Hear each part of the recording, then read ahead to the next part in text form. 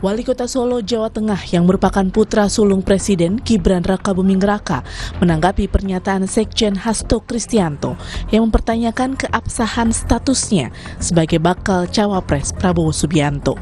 Gibran menilai semua ada prosesnya dan memilih mengikuti seluruh keputusan yang sudah ada di Mahkamah Konstitusi. Hormati keputusan yang ada. Dan keputusan kemarin juga tidak menghalangi Mas Wali untuk terus maju sebagai cawapres, ya Mas?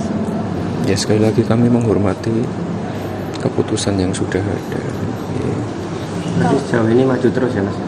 Untuk pencalonannya maju terus? Sebagian yang diserang kan saya terus, saya kan diam terus. Gimana?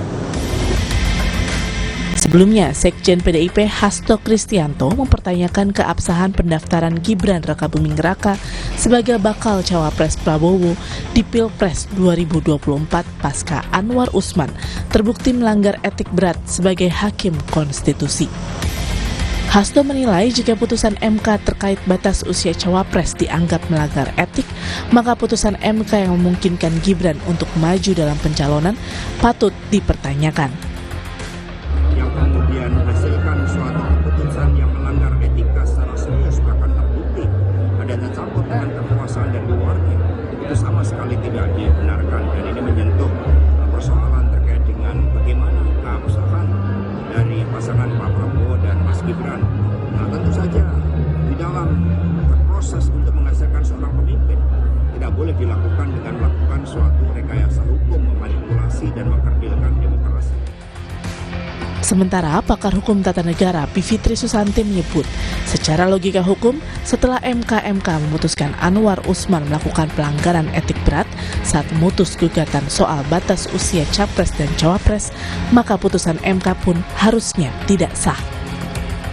Logika hukumnya kan putusan 90 itu ya yang memberikan karpet merah untuk Gibran itu dihasilkan dari sebuah proses yang sekarang ini sudah nyata berdasarkan putusan Majelis Kehormatan MK 2 hari yang lalu itu bahwa prosesnya salah.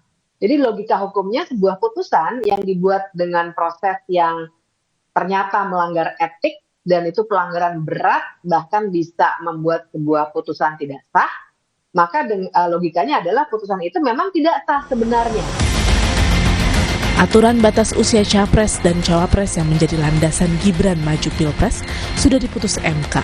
Namun, saat ini ada gugatan baru terkait putusan tersebut. Keputusan pun kini berada di tangan Mahkamah Konstitusi. Tim Liputan Kompas TV.